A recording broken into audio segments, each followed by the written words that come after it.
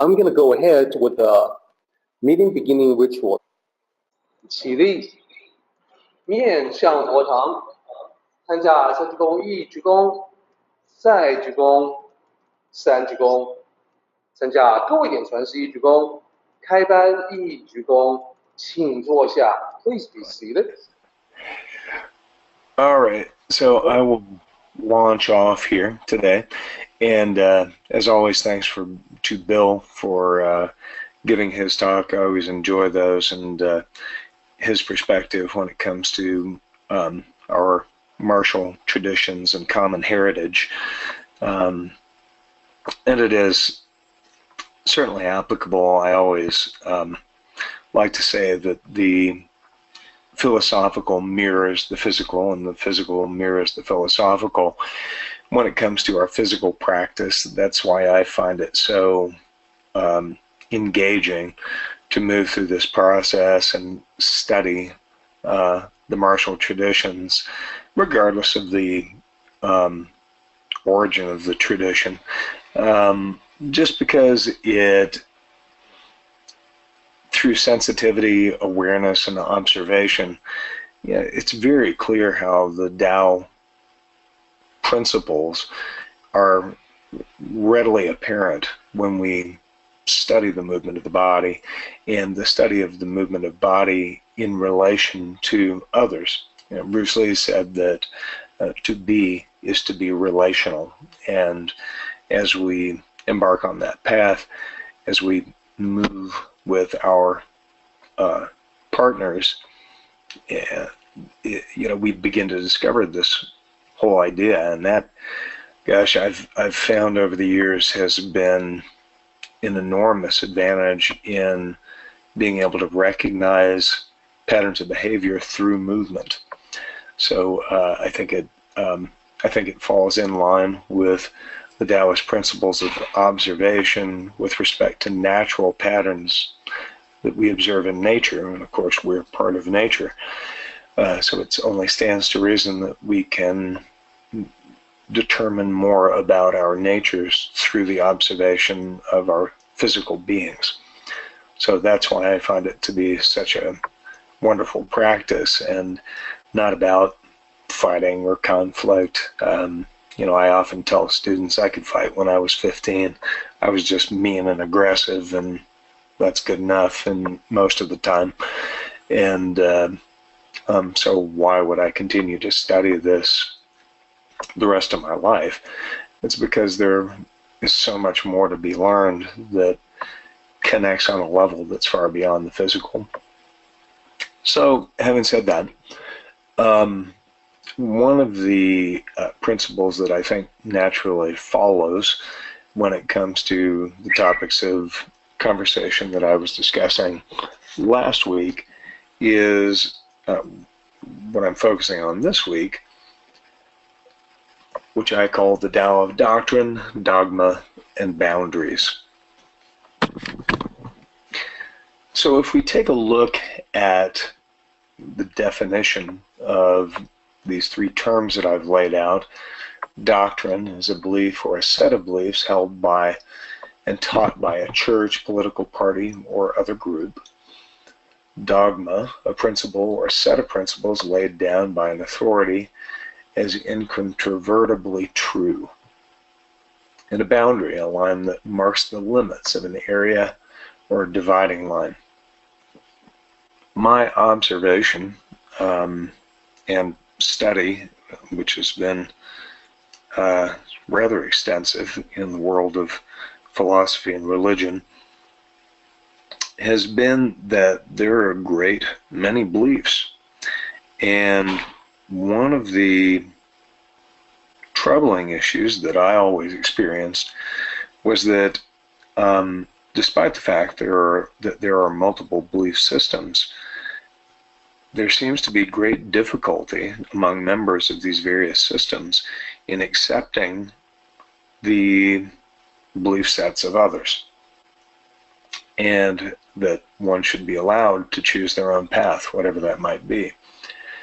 So that's where I see the problem with doctrine, dogma, boundaries, in that a particular group, which is made up of individuals, just people, and have agreed upon a particular governing philosophy for whatever entity that might be, church, politics, any other group of individuals who band together, and somehow begin to view these beliefs as an absolute truth. And that's where we see the issue of dogma, and these principles become something that are absolute. And then these boundaries, the very definition of boundary, a dividing line, leads to the principle of divisiveness, a lack of harmony, a lack of acceptance and openness, in my opinion. So when we really look at the good, the bad, and the ugly, my observation from the spaghetti western world of Clint Eastwood, why are these terms and these principles that we speak of, what's good, what's bad? In a very simplistic analysis, of course, you could write books, and there have been many books written about all of these topics. But if we just look on a very superficial level and general level, I believe that why boundaries are good is they create clear parameters, definitions of expected behavior, laws.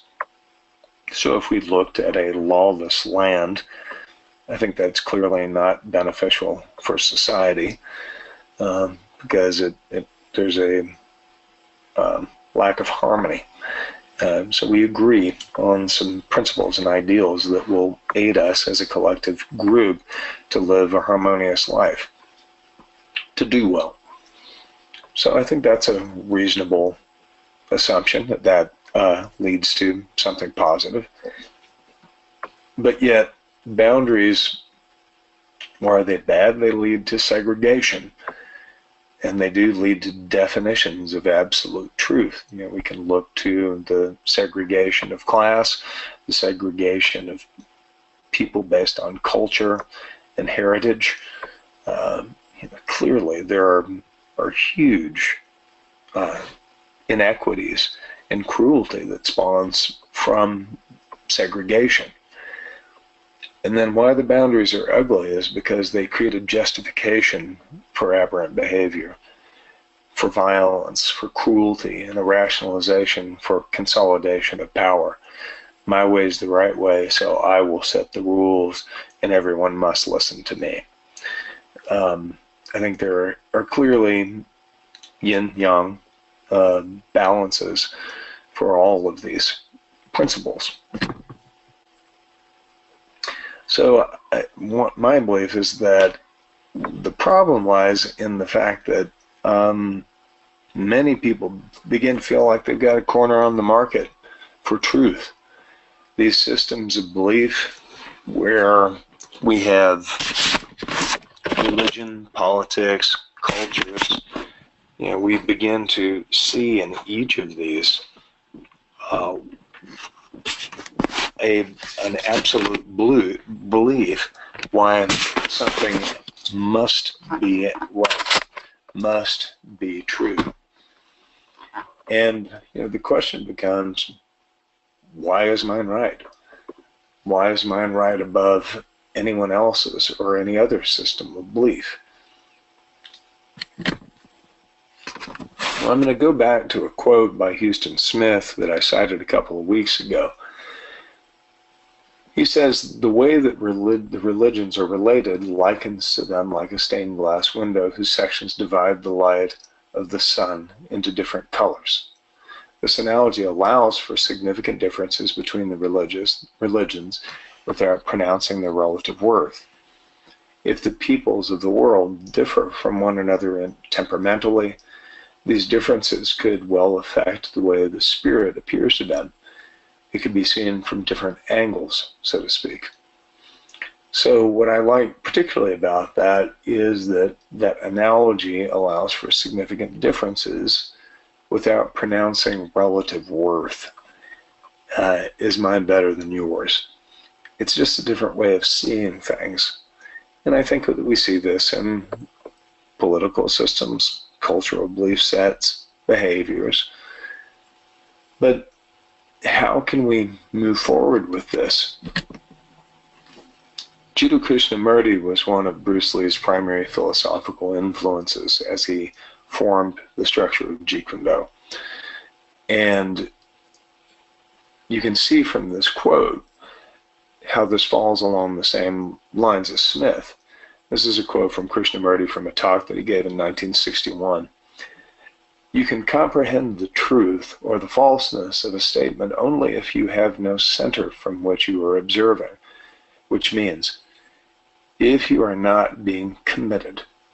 If I'm committed to communism, to a party, I push away anything that you say about communism. I do not want to listen to it because I've seen what Marx has said, and that is all I accept. And from that center of commitment, acceptance, security, I react. And in that process, I do not observe. I am incapable of observing, of examining. So he talks about science prior to this in the same talk. He talks about scientific analysis and observation, impartial analysis. And what he's saying is that we are fully committed to a particular belief set, then it's very difficult to see things without the view of that stained glass window, without that color influencing our observations of what is true. What Krishnamurti believed in was the elimination of definitions, of boundaries of race, culture, political systems, countries, dividing lines. He believed that we would only achieve true freedom once all of these narrow definitions are completely eliminated. That we don't have to worry about such a thing as national pride. I'm sure you're all aware of this controversy that's been stirring with the football players who are kneeling in protest of the inequitable treatment of African Americans, with police officers who are making, the shooting people, and this behavior that's unacceptable. So there's a huge divisiveness, within our country of, should this be allowed? Should it not? Should one stand? Should one not? Well, with Krishnamurti's overall view, it should be that we simply observe behavior. If we consider these actions to be unacceptable, we simply change the actions. It isn't an issue of respecting a particular belief system or set of beliefs. It's correcting aberrant behavior. I tend to be in favor of that approach. I'm very happy that I live where I live, and I enjoy a great deal of the philosophy that was espoused by our founding fathers. Some I don't agree with, but that doesn't mean that others can't have a differing opinion. And it certainly doesn't mean that the system is perfect. I also admire some of Marx's commentary on how society should hold itself. We also observe that that doesn't particularly hold when we mix in humans, because the emotion and pride begins to erode the ethical principles and ideals that one has to uphold in order to make a system like that work. So I'm sure we could talk about this for hours and days and years, because many people have. But the point being that if we look at Krishnamurti, that when we eliminate boundaries, then we can begin to see truth. So how do we define universal truth? Observation of natural conditions. This is a Taoist principle. the ancient sages observed natural conditions. They are observable, repeatable patterns that can be recognized, and then when we fit in with those patterns, and we can find harmony. We cannot find peace and balance. This is what we observe in Lao Tzu's teachings. Relativity, different perspectives. We all view things through the lens of our experience. So if we understand that, then we can develop a peaceful and respectful acceptance of alternative perspectives.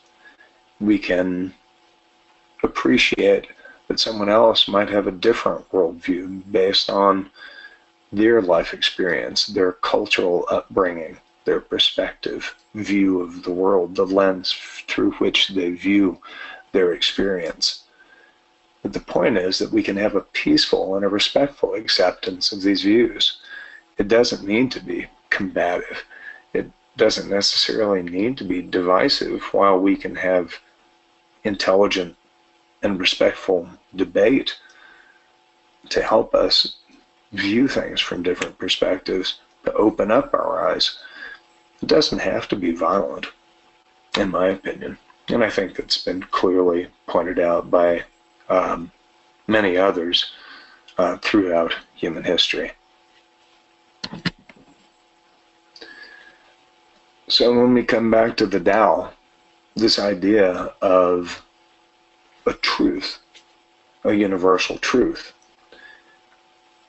I would suggest that there may be a unifying truth, and that this unifying truth may also hold within the scope of its experience relativity, so that perhaps that truth is convertible based on experience.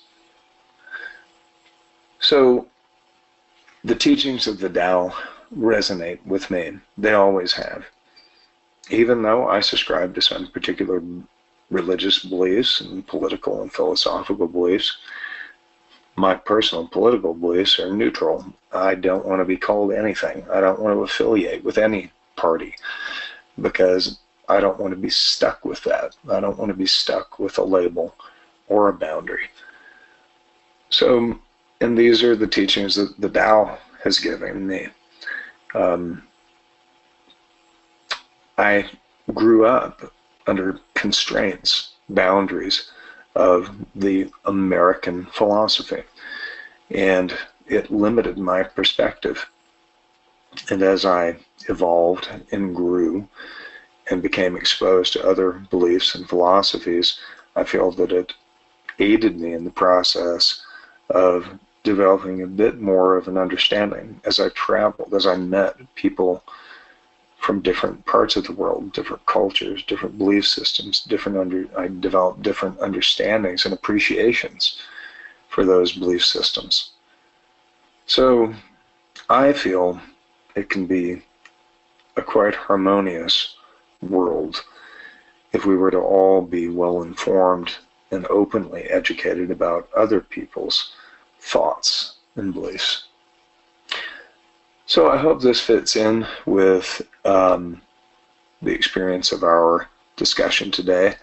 It always, I always find it a wonderful experience to listen to Derek talk about the Tao Te Ching and these principles that have been handed down to us from thousands of years ago that have direct application in our lives today, and why I enjoy so much the study of others who have followed these paths in order to gain wisdom from their thoughts, their teachings.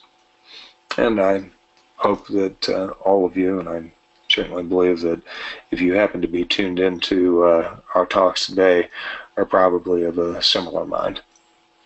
So I hope you guys have a wonderful day today. I look forward to seeing you again next time. Thank you so much, Ed. Ed, Tim comments that your audio is the best it's ever been, and I absolutely agree. Okay, good. Yeah, it was totally clear, beginning to end, no breakups, no fading volume. So I'm very grateful for that. And also, coming from Kevin, thank you, Ed. This is so important to talk about, and I totally agree with that as well. Well, thank you. Now, as far as but just to irritate you a little bit, Sifu, you on the subject of taking the knee, you live in a pretty conservative community, so and you've had extensive interactions with police department as far as martial arts training and so on. So I am guessing that your thoughts on the topic may not be in complete alignment with that of your neighbors. Oh, well, me personally, I would never take a knee.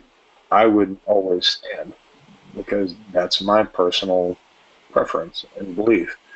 Given that I do come from a strong military and law enforcement background, but I don't despise nor dishonor the choice that others make when bringing to light an issue that bears significant, that requires significant reflection and modification. Because, and quite honestly, where would we be without protest in this country or elsewhere? When things are not right, they need to be brought to light. And however one achieves that, if it's not through violence or bringing pain to anyone else, then I think it's perfectly appropriate. And yeah, my belief would not be agreed upon by many in my community, but yeah, you're certainly welcome to our differing opinions. Well, I think it's all the more significant because when you speak with the credibility of someone who has 2 sons in the military, and also with your own particular background. Many people, your neighbors would most likely not be quite as well read as you. Would probably have no idea who Krishnamurti is.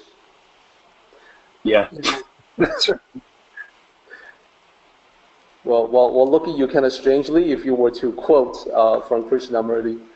What? Who? Who are you talking about? What? From where? Oh, well, Ed, when India sends people, they don't send their best. Some are criminals, and I assume some are good people. I have had that experience, but I think one of the blessings one of the things I've been blessed with is that I do come from that background. And I think one of the gifts and one of my life's purposes is to be able to share that information to someone who comes from that background in a non-offensive manner, to expose them to some of those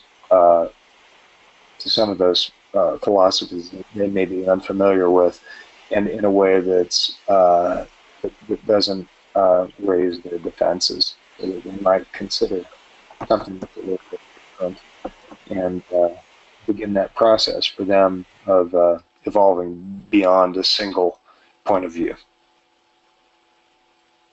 Indeed, and also it strikes me that both you and Bill are men of peace, and even your Qigong, Bruce Lee.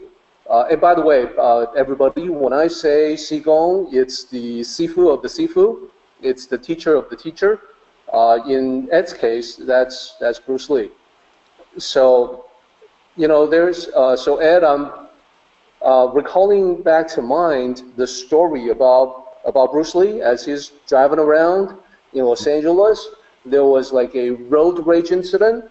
There's even back then there was road rage. So the story has it that he exchanged words, probably gestures and expressions with the other driver, and basically gestured to challenge him to a fight. So the other driver, probably seeing that, who is this skinny little dude challenging me to a fight? I will flatten him. So, he stops, gets out of his car, walks toward Bruce Lee still in his car in a menacing way. And when he gets close enough, Bruce Lee drives off, laughing all the way. So, practicing the art of fighting without fighting in real life. Yeah, and Seafood Jerry told me about 15 years ago was the last time I lost it and actually got out of the vehicle and went after somebody. And because they had challenged me and told me to pull over and that they were going to kick my ass and all that. And after I did that, it came to nothing because the other guy basically saw me and drove off and ran away. But after that, I felt bad because I lost control. I mean, I lost my temper and let my ego get the best of me. And so I talked to Super Jerry about it, and he said, "Hey, listen, don't worry, you're in good company." Bruce used to tell me that, Jerry, the one area in my life that I can't get a hold of is anger. If I get angry, I want to fight and I can't control it. And so that was the thing he was working on as a young guy. And so Jerry basically said, "Hey, look, you're in good company. Don't worry about it. You'll do better next time."